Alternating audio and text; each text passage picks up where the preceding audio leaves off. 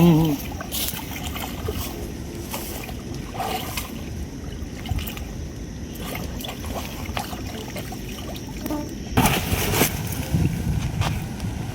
এখন আগে থেকেই এই অপারেশনটি পরিচালনা করছি।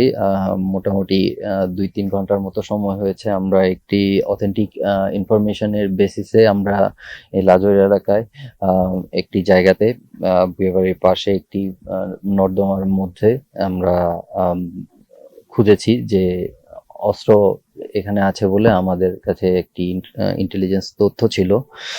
সেই তথ্য মোতাবেক আমরা এখানে সার্চ করেছি। সার্চ করার পরে আপনারা দেখেছেন আমরা একটি হাইওয়ে থানা থেকে হারানো একটি রাইফেল উদ্ধার করেছি এবং একটি পদ্মা সেতু, মেট্রো রেল এবং এলিভেটেড এক্সপ্রেসওয়ে নির্মাণের গর্বিত অংশীদার বসুন্ধরা সিমেন্ট। লোকাল গান, রাইফেল সদৃশ একটি লোকাল গান উদ্ধার করেছি এবং র্যাব যথারীতি অস্ত্রের যেগুলো হারানো অস্ত্র রয়েছে সেগুলো উদ্ধারে সংকল্পবদ্ধ এবং আমরা সবাই চেষ্টা করছি যাতে অতি দ্রুততার মধ্যে যত হারানো অস্ত্র রয়েছে সেগুলো আমরা রিকভার করতে পারি এবং সামনে আপনারা জানেন যে নির্বাচন রয়েছে, সেটি যাতে সুষ্ঠুভাবে হয় সে কল্পে আমরা সংকল্পবদ্ধ রয়েছি। এই যে বাটের মধ্যে বাট নাম্বার লেখা আছে এবং HWC হাইওয়ে কুমিল্লা, HWC তে highway Comilla stands for highway Comilla এটি লেখা রয়েছে।